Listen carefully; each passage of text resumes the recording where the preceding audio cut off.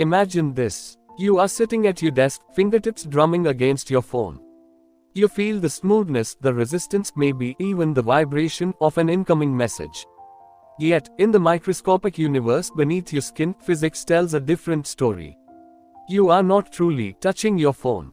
In fact, you will never actually touch anything. Here is the electrifying physics behind this everyday illusion.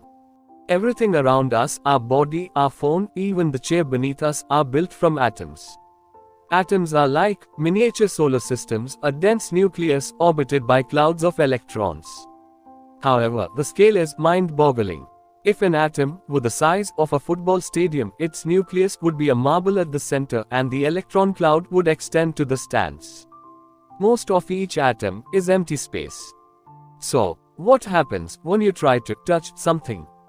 As your finger approaches, the atoms in your skin and the atoms in the surface move closer, close enough for their outer electrons to meet. But, instead of merging, these electrons repel each other like two magnets, north poles pushing apart. This push comes from a fundamental rule of physics, like charges repel. The sensation of touch is actually the feeling of electromagnetic repulsion at play. The electromagnetic force is the gatekeeper that prevents atoms from coming too close. As you reach out, the negatively charged electrons in your fingertips encounter the electrons in another object. This triggers an intense repulsion, shielding the atomic nuclei from direct contact. Even if you press as hard as you can, the electron clouds merely squish together more, increasing the repulsive force. There's no crossing this invisible line. Physicist Drake Michel puts it candidly. He says, we are literally floating on electrical fields. The very sensation of sitting or holding something is your body's nerves responding to these feisty electromagnetic encounters.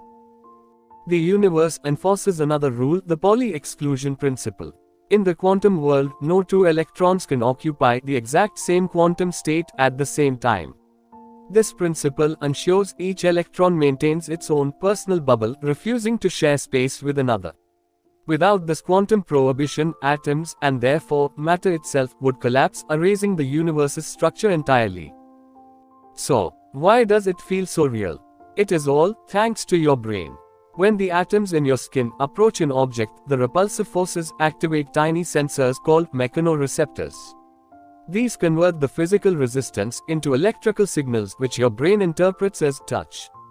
To your mind, the force field feels solid, whether it's the burn of hot coffee or the softness of a pillow. In essence, touching is an elaborate illusion orchestrated by physics and your nervous system. Every sensation of pressing, holding, or feeling occurs thanks to the electromagnetic ballet of electrons refusing to let atoms collide. Next time you high-five a friend or gently close your laptop, know that you are not actually bridging a physical gap.